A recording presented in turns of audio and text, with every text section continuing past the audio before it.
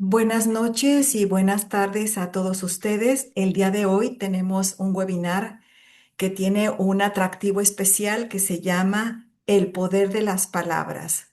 Cuando hablar el mismo idioma no significa entendernos.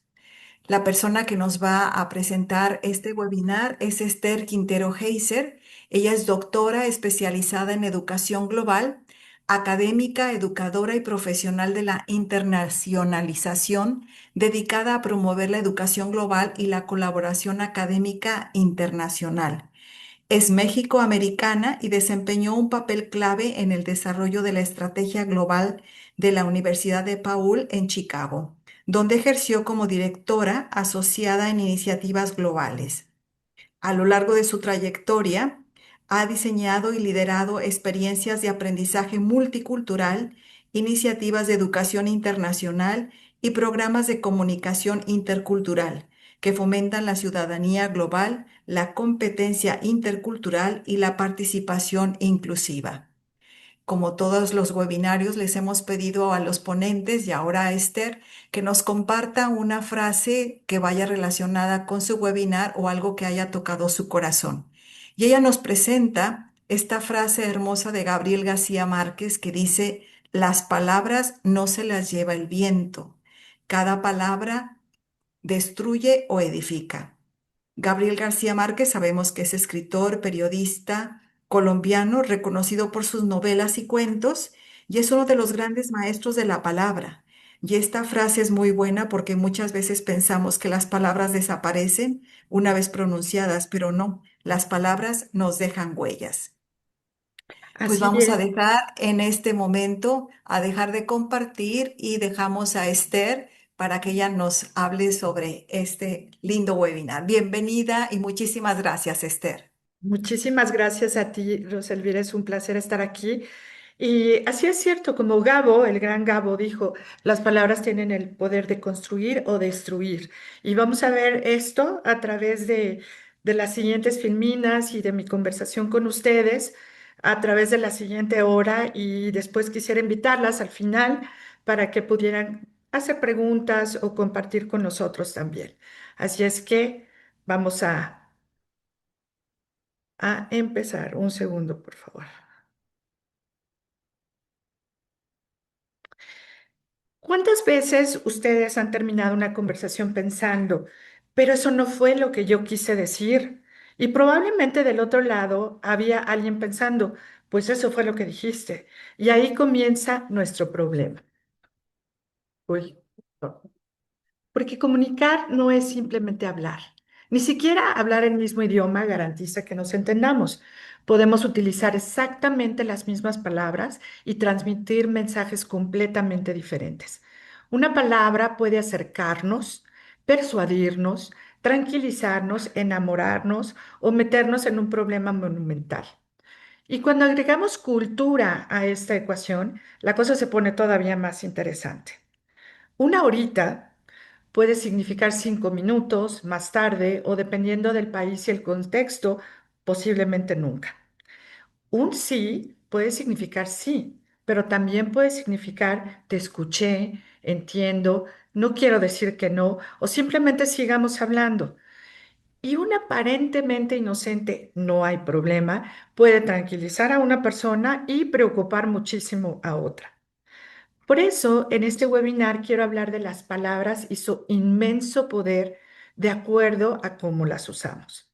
Esto nos lleva a enfocarnos en algo mucho más interesante, el espacio que existe entre lo que yo digo, lo que quiero decir y lo que finalmente el otro entiende porque es precisamente en ese espacio donde vive la cultura, el contexto, nuestras experiencias, nuestros valores y muchas veces nuestros grandes malentendidos.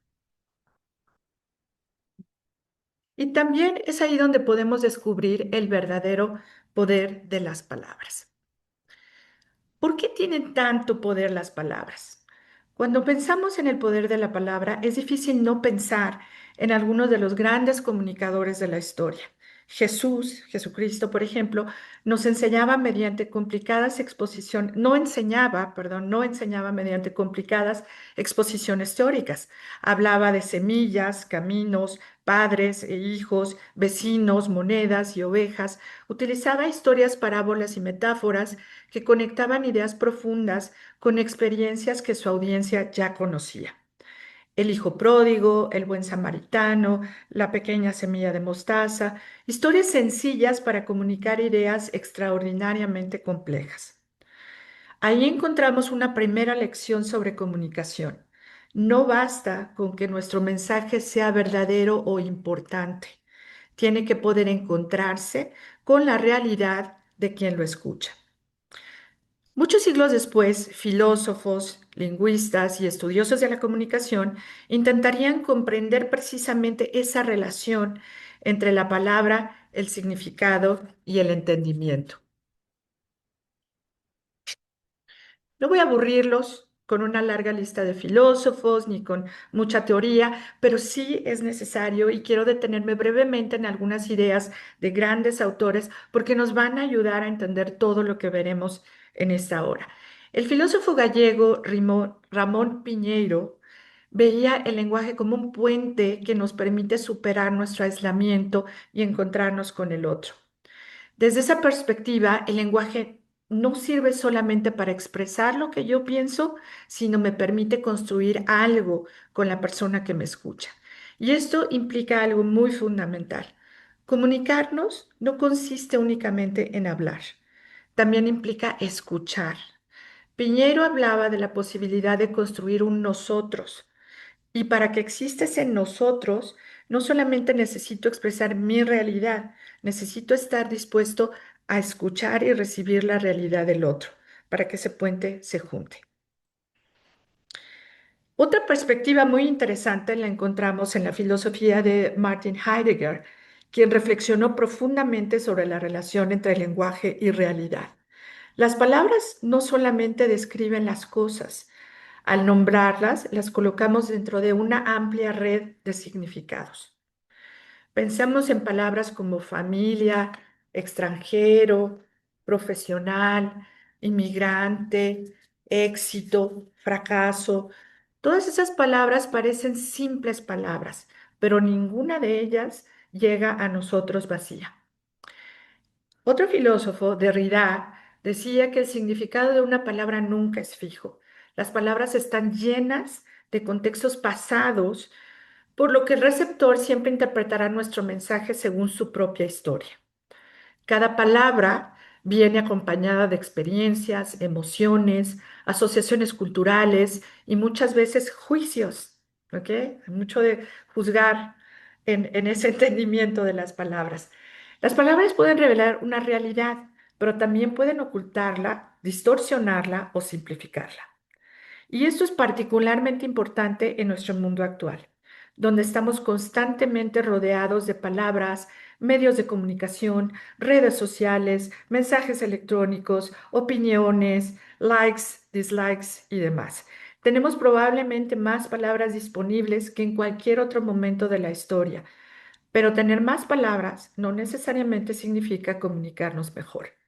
Por eso vale la pena preguntarnos no solamente qué estoy diciendo, sino qué estoy haciendo con lo que digo. Las palabras también hacen cosas. Aquí entra una rama de la lingüística que resulta particularmente útil, perdón, para nuestro tema, que es la pragmática. La pragmática no se interesa solamente por el significado literal de las palabras, se interesa por lo que hacemos con ellas dentro de un contexto. La teoría de los actos del habla, desarrollada por Austin y Searle, nos ayuda a verlo de una manera muy sencilla. Pensemos en estas dos palabras, ¿ok? Sí, acepto. Pero ¿qué es lo que acepto? ¿Estoy entendiendo la propuesta? ¿Estoy consciente de las implicaciones de esa aceptación antes de ir a la pequeña palabrita sí? Existe primero el acto de pronunciar la palabra y su significado literal, pero existe también una intención. Y finalmente existe un efecto producido por esas palabras. Coincidentalmente, el fin de semana pasado se estrenó la película al borde de la guerra. No sé si la tengan disponible en Argentina, pero por favor véala.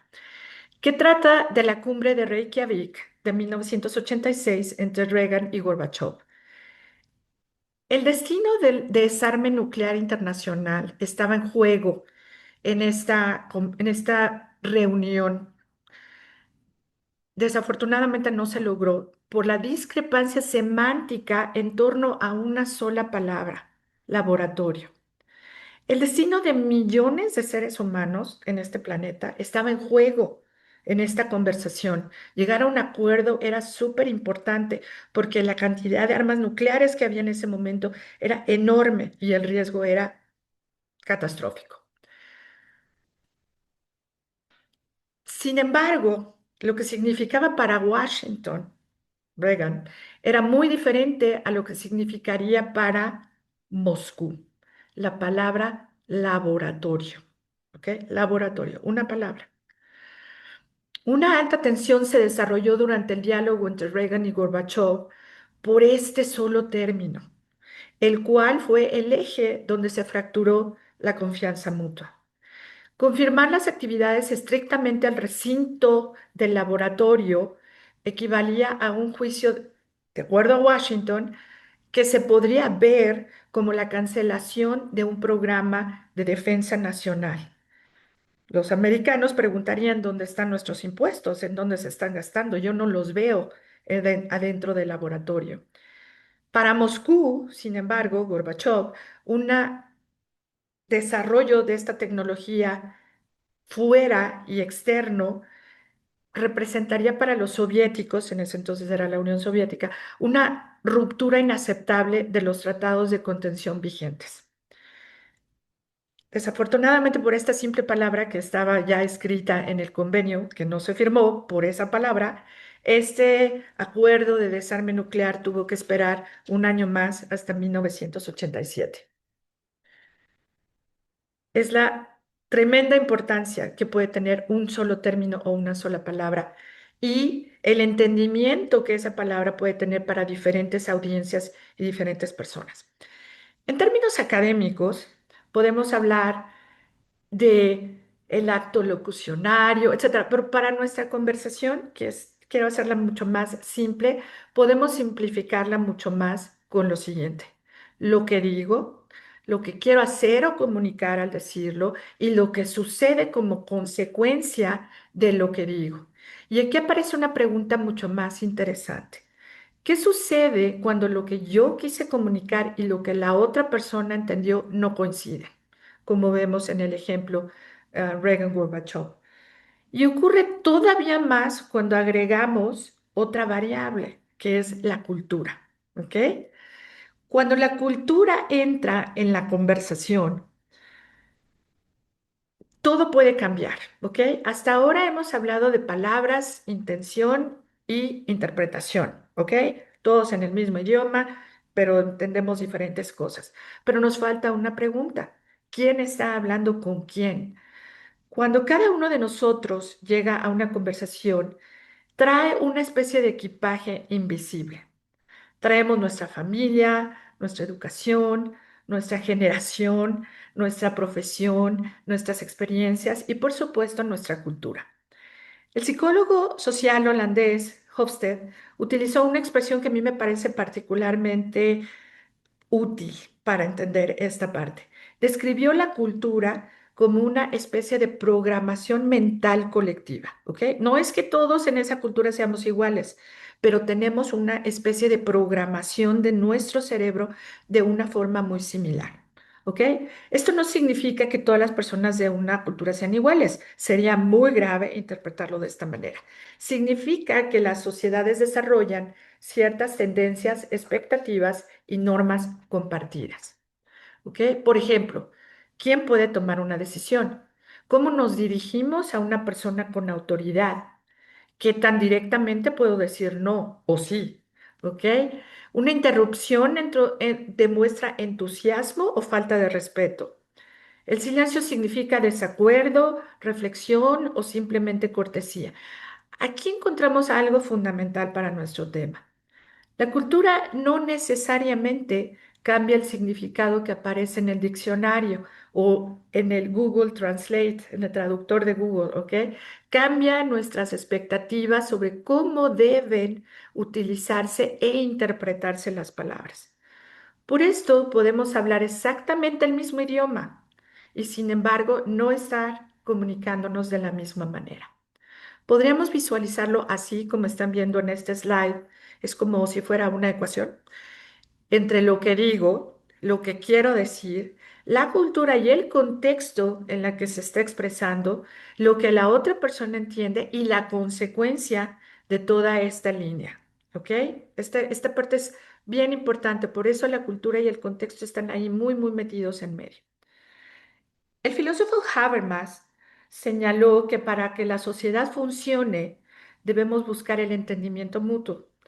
Cuando lo que decimos es mal interpretado, se pierde esa acción o coacción social y aparece el conflicto. Quiero que mantengamos esta pequeña secuencia que les puse en el slide en mente, porque ahora vamos a bajar de la filosofía y de la lingüística y cosas así para llevar las palabras a la casa, a la oficina, a una negociación, al servicio al cliente, al buscar un trabajo, ¿ok?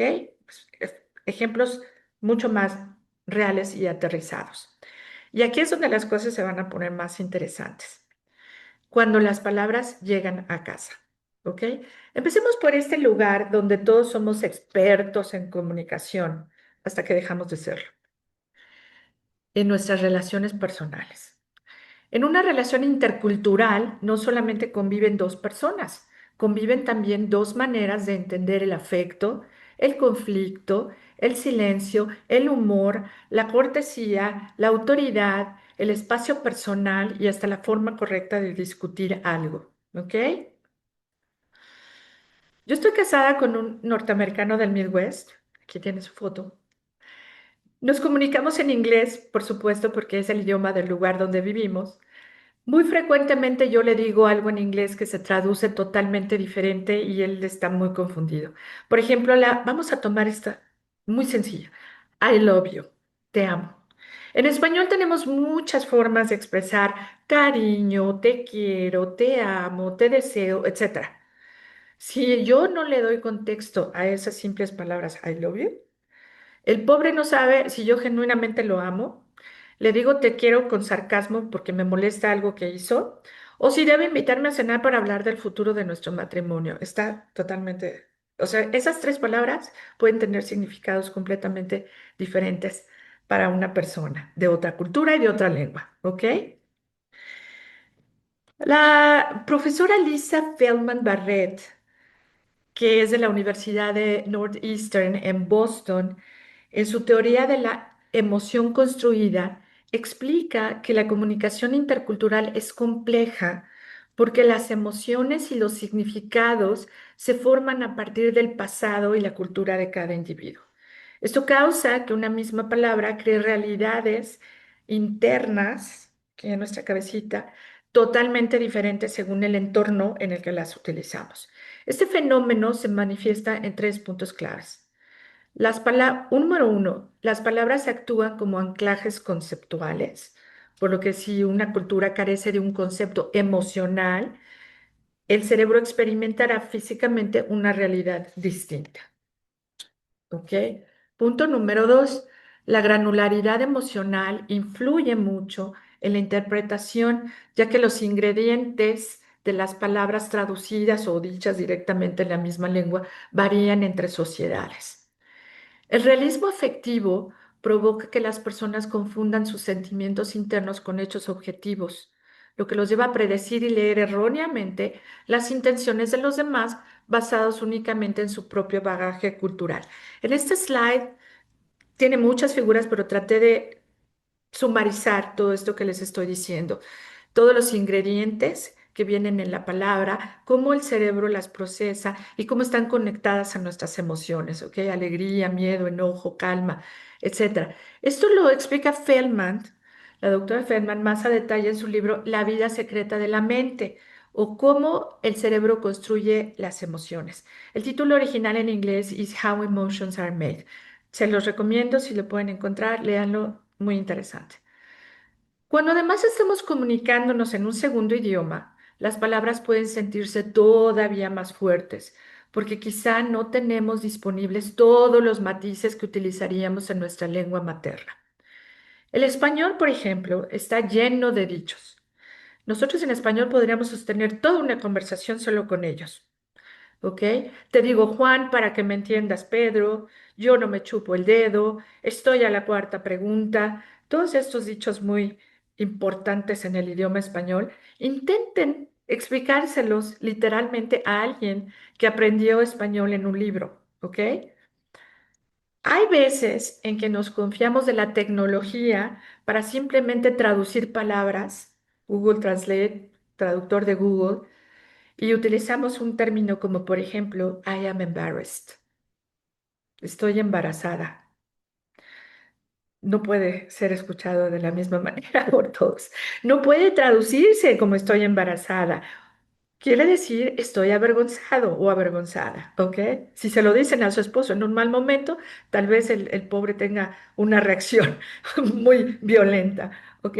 O la típica confusión entre el español y el inglés, entre las palabras pretend and intent, pretender e intentar, ¿ok?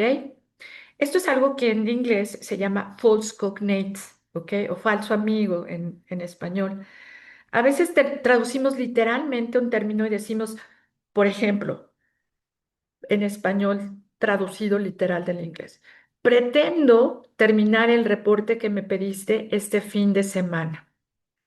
Para un hispanohablante quiere decir, tengo toda la intención de terminar el reporte este fin de semana. Para un angloparlante, esa palabra significa engañar. Pretend es engañar. Y puede entenderlo como está fingiendo cuando dice que va a terminar ese reporte este fin de semana. Mientras que el que habla intenta mostrar su profesionalismo, el que escucha puede interpretarlo como una persona falsa y poco confiable. Nos damos cuenta lo difícil y negativo que es esas traducciones literales, pueden cambiar completamente un contexto. Además de las palabras, debemos agregar la comunicación no verbal. El silencio, el tono, la distancia, perdón, las interrupciones, el contacto visual, incluso algo tan sencillo como rodar los ojos. Conocen esa expresión, ¿no?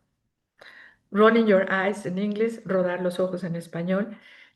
Puede tener interpretaciones muy diferentes. Y aquí quiero compartir con ustedes algunas situaciones en las que descubrí que aparentemente, aunque mi esposo y yo hablábamos el mismo idioma, definitivamente no estábamos diciendo lo mismo. ¿Ok? Un día estábamos decidiendo comprar una nevera nueva. Nevera se dice en Argentina, ¿cierto? En México le llamamos refrigerador y en otros países frigorífico. Cuando fuimos a la tienda, él escogió un modelo muy costoso. Yo quería expresar desacuerdo con esta compra diciendo, eso cuesta un ojo de la cara. ¿Se puede traducir esto? Claro que no. Sin embargo, en inglés se usa algo como it costs an arm and a leg. Cuesta un brazo y una pierna. ¿Ok? Similares ideas, palabras diferentes. ¿Ok? Finalmente, perdí. Compramos el refrigerador, frigorífico, nevera o como ustedes quieran, que él quería, aunque costara un ojo de la cara, y yo hubiese rolado los ojos más de 3 veces enfrente del vendedor. ¿Ok? La lección no es que una cultura tenga razón y la otra esté equivocada. La lección es mucho más sencilla. Antes de reaccionar a las palabras, necesitamos asegurarnos de haber entendido la intención. ¿Ok? Ahora, espero que este slide con estas dos les ejemplifique un poco esta parte del ojo de la cara y el arm and a leg. Cuando las palabras hacen negocio, ¿ok? Ahora salgamos de casa y vayamos a un lugar donde un malentendido puede resultar un poquito más caro que el refrigerador. Los negocios. En una relación internacional no basta con conocer las leyes, los términos contractuales o las condiciones comerciales. También necesitamos comprender cómo se construye la confianza y cómo se toman las decisiones en la cultura con la que estamos negociando. Aquí algunas de las dimensiones estudiadas por Hofstede, que lo mencioné anterior, pueden ayudarnos. Hay culturas donde la jerarquía tiene un peso considerable y una decisión importante debe llegar hasta determinados niveles de autoridad. En otras organizaciones y países se espera mayor autonomía, por ejemplo, la cultura norteamericana, donde las decisiones suelen tomarse de manera más descentralizada. Pensemos en una frase muy común durante una negociación. Su idea me parece muy interesante. Déjeme revisarlo con mi equipo. ¿Qué significa esta frase? ¿Hay interés? ¿Realmente? ¿Hay una decisión pendiente? ¿Esta persona de verdad necesita consultar con otros? ¿Cuántos otros están involucrados en esta decisión? O una manera extraordinariamente cortés de decirme no me interesa. ¿Ok? La respuesta es depende. Depende de quién lo dijo, dónde lo dijo, cómo lo dijo, a quién se lo dijo, delante de quién lo dijo, etcétera. Permítanme tomar un poquito de agua. Un poquito de agua.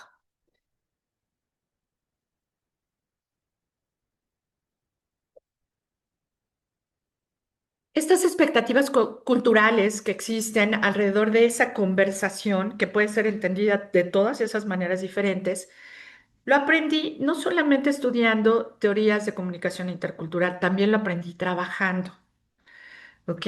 Y algunas personas que están aquí creo que lo van a entender muy bien. Cuando estuve trabajando en el departamento de marketing de una aerolínea norteamericana, que no voy a decir el nombre, nuestra casa matriz o headquarters, como decíamos, insistía en solo traducir las promociones que nos enviaban, ignorando completamente la cultura local. Y aquí les quiero presentar un ejemplo de los varios que manejé. Casa Matriz insistía en alcanzar el mercado femenino que trabajaba y viajaba. Estoy hablando de hace varios años, ¿ok? El eslogan era algo como, esta aerolínea te lleva a donde sea. Estaba acompañado de una imagen de una mujer similar a esto que está aquí, ¿ok? Dejando a los chicos en casa y cuatro hombres cargándola en un palanquín. Para aclarar, palanquín es una cabina, silla o litera techada que está sujeta por dos largas barras paralelas en donde cuatro personas cargan y transportan a alguien. Esa es una descripción de palanquín. Casa Matriz quería que distribuyéramos este póster en todas las oficinas de Latinoamérica.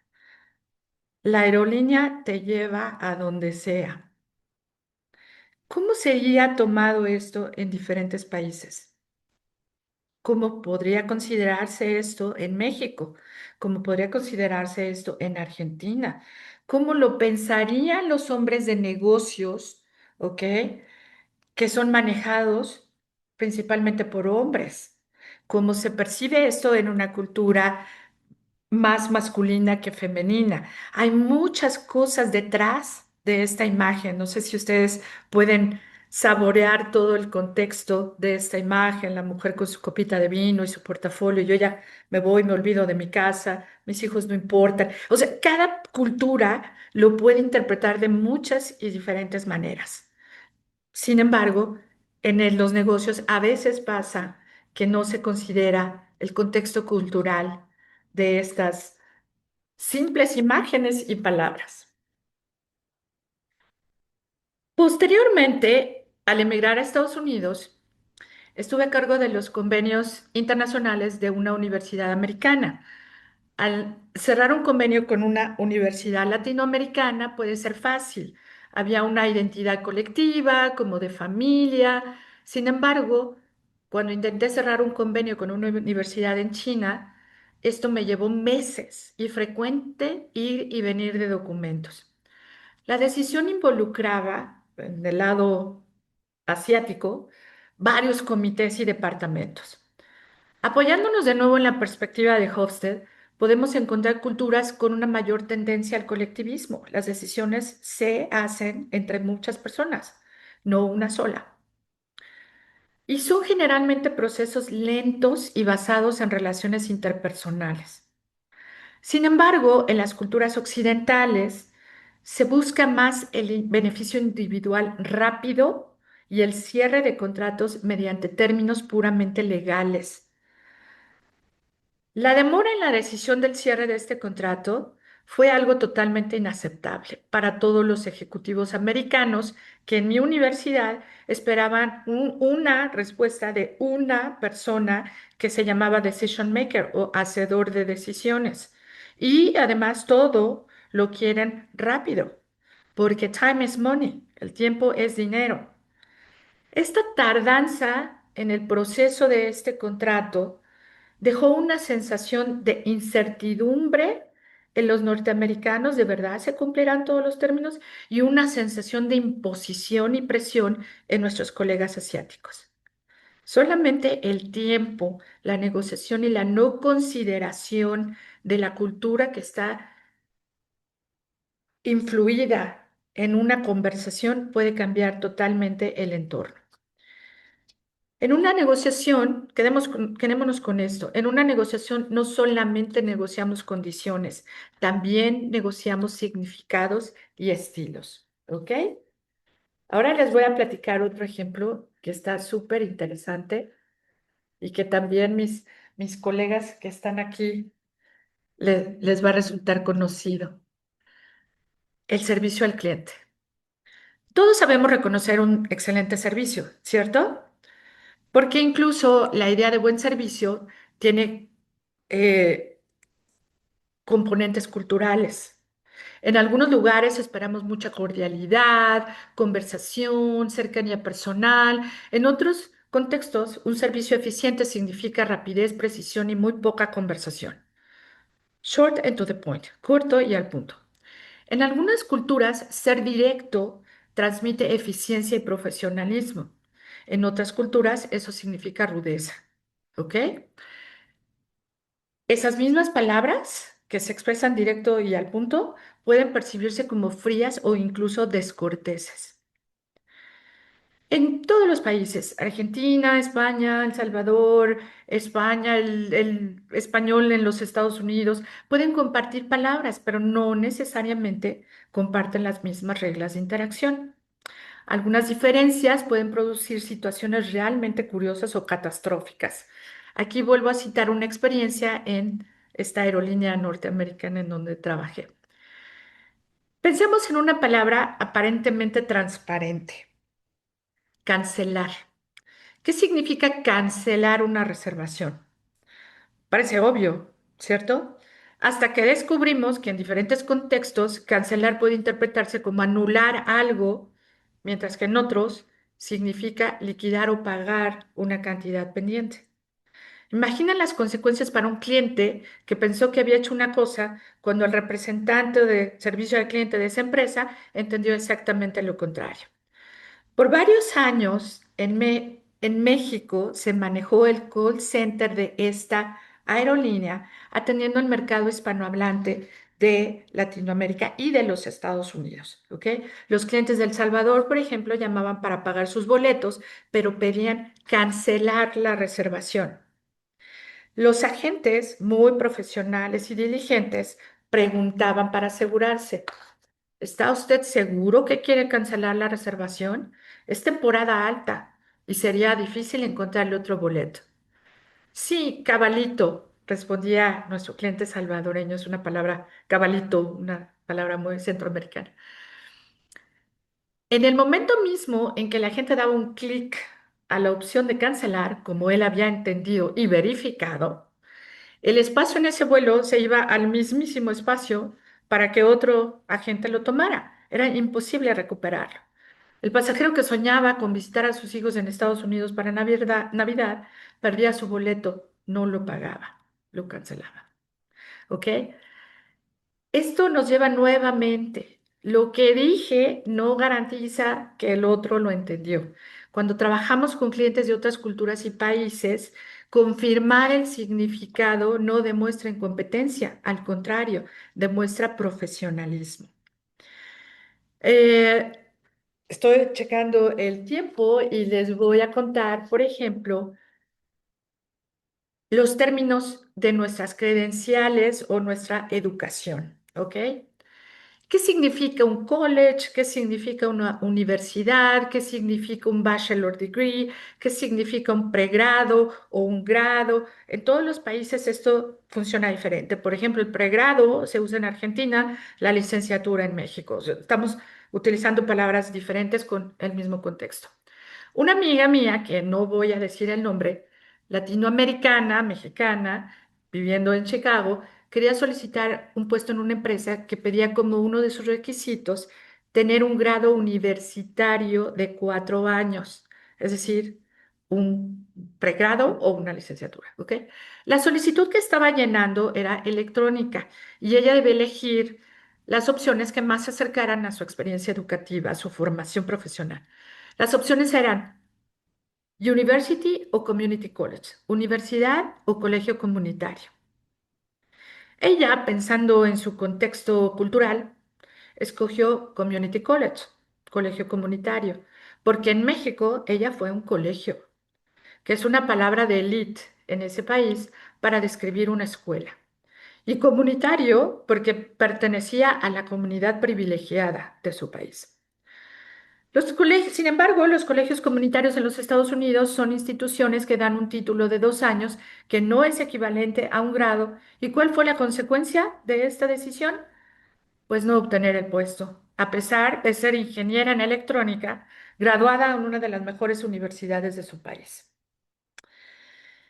Esto es grave, así es que primero antes de llenar una solicitud electrónica vamos a verificar exactamente qué es lo que estamos haciendo.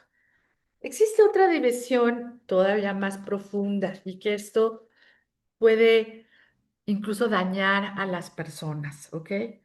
Las palabras no solamente describen o pueden describir nuestras credenciales o nuestras habilidades, también pueden etiquetar a las personas. Pueden activar una serie de expectativas y estereotipos sobre quién es esa persona, qué sabe, qué puede hacer o hasta dónde puede llegar.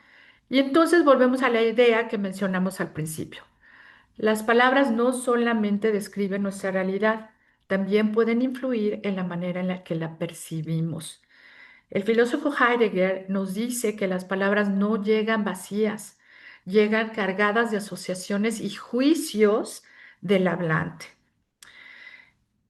Les voy a contar un ejemplo, cómo estas palabras pueden venir cargadas y cargadas de una acción que puede ser negativa o positiva.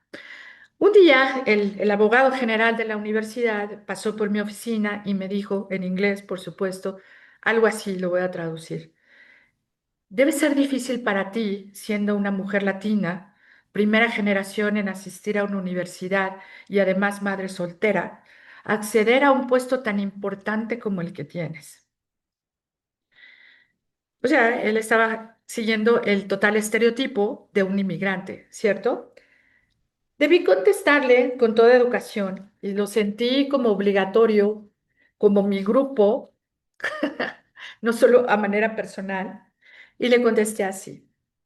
Mi abuelo era juez de paz, mi padre era arquitecto y yo tengo 2 grados, una maestría y un doctorado.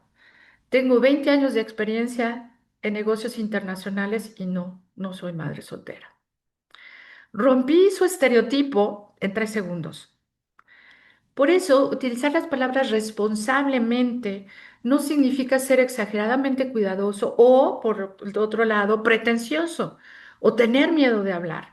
Debe utilizarse también para romper malas percepciones acerca de otros. Significa reconocer que nuestras palabras tienen consecuencia en la mente del que la recibe. ¿Vamos bien? ¿Re? Ok. Entonces, ¿cómo nos vamos a comunicar mejor? ¿Ok? Después de todos estos ejemplos, quizá podríamos concluir que comunicarnos entre culturas es prácticamente imposible. Afortunadamente no lo es. Y aquí quiero recuperar una última perspectiva. Habermas nos recuerda que el lenguaje es fundamentalmente una construcción social, ¿ok? Y no es un sonido, es una construcción social. Y que una de sus funciones esenciales es permitirnos alcanzar entendimiento para poder convivir y coordinar nuestras acciones. Súper. profundo sociológicamente, pero muy cierto. Me gusta mucho esta idea porque devuelve toda esta discusión a algo muy sencillo. El propósito de comunicarnos no debería ser solamente conseguir que el otro escuche nuestras palabras, debería ser lo suficientemente importante para construir entendimiento y poder relacionarnos y construir una realidad juntos. Para hacerlo no necesitamos convertirnos en lingüistas ni estudiar todas las culturas del mundo, pero sí podemos desarrollar algunos hábitos. Y aquí es la parte que yo quiero que ustedes vean que es muy fácil llegar a una comunicación intercultural o crosscultural, ¿ok? Aquí yo tengo 6 hábitos para comunicarnos efectivamente entre las culturas.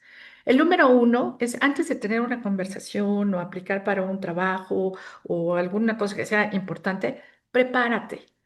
Preparémonos antes de comunicar. No entren a una comunicación importante culturalmente a ciegas.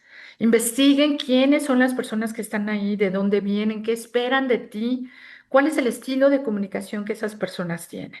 ¿Ok? Todo eso debe hacerse antes de cualquier comunicación. ¿Ok? Hacer nuestra tarea antes de ir a esa conversación. Número 2, escucha durante la conversación, escucha y observa antes de interpretar las palabras. Escucha intentando descubrir qué quiere comunicar realmente la otra persona. Estudia su postura, la forma en que saluda, cómo se sienta en una mesa de negociaciones, etcétera. Es decir, atrás de las palabras. El número 3, confirma antes de asumir. Una de las herramientas interculturales más poderosas es también una de las más sencillas. Preguntar, ¿qué quieres decir con esto? Cuando dices esto te refieres a, quiero asegurarme de haber entendido. Preguntar no demuestra ignorancia. Pregu- Preguntar demuestra inteligencia cultural. ¿Ok? Número 4, códigos no verbales. El mensaje también está en el tono, el silencio, la expresión facial, la distancia, el ritmo, el contexto, pero cuidado, tampoco debemos asumir que sabemos interpretar automáticamente todos estos contextos. Observar debe llevarnos a la curiosidad, no al juicio.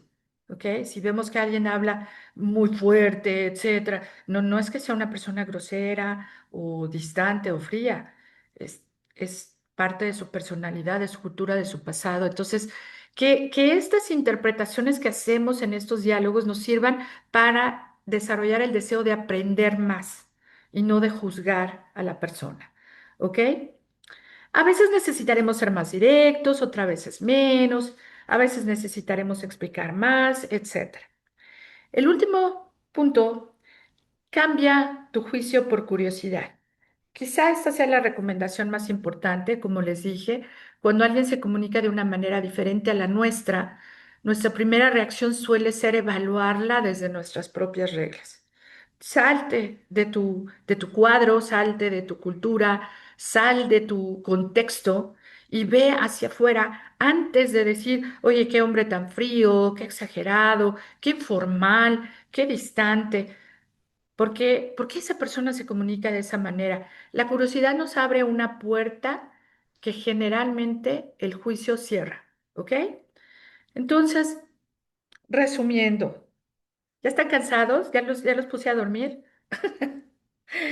Resumiendo, cuando comenzamos esta conversación, empezamos con una frase que probablemente todos hemos dicho alguna vez. Eso no fue lo que yo quise decir. Después de toda esta casi hora, 45 minutos de esta conversación o monólogo, eh, quisiera que la cambiáramos y la cambiáramos por algo. ¿Es esto lo que tú entendiste?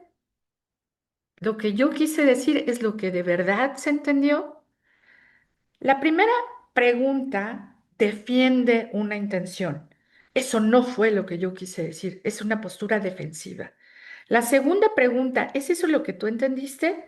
Reconoce la existencia del otro. ¿ok? Reconoce. El otro tiene también otro filtro mental acá en su cabeza y quiero saber si realmente él entendió lo que yo pretendía o intentaba comunicar, ¿ok? Como lo vimos con la interpretación del slide que hice de la teoría de la doctora Lisa Friedman. Por eso hablar el mismo idioma nunca ha sido una garantía de entendernos y cuando hablamos en diferentes idiomas se pone más complicado. Pero recordemos a Piñeiro, que nos dice que la palabra puede construir un puente hacia el otro, ¿ok? Este puente.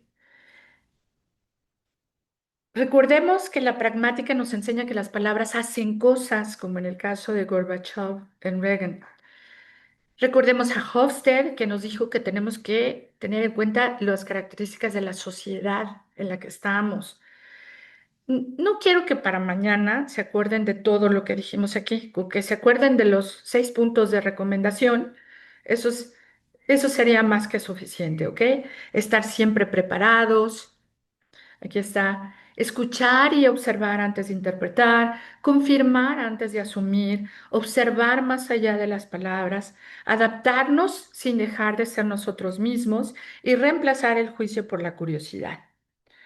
Porque al final el verdadero poder de la palabra no está solamente en hablar bien, está en conseguir que entre lo que yo quise decir y lo que tú entendiste, podamos construir un nuevo significado juntos. Y quizá ahí comienza realmente la comunicación. Y quiero ahora darle las gracias por haberme escuchado todo este tiempo, espero no haberlos aburrido, y preguntarles a ustedes, ¿qué palabra vas a elegir mañana para construir puentes con otros, en tu casa, en tu trabajo, en tu contexto? Gracias, gracias. Gracias, Rosa Elvira. Y abrimos ahora sí, si tú lo gustas, el foro a comentarios o preguntas.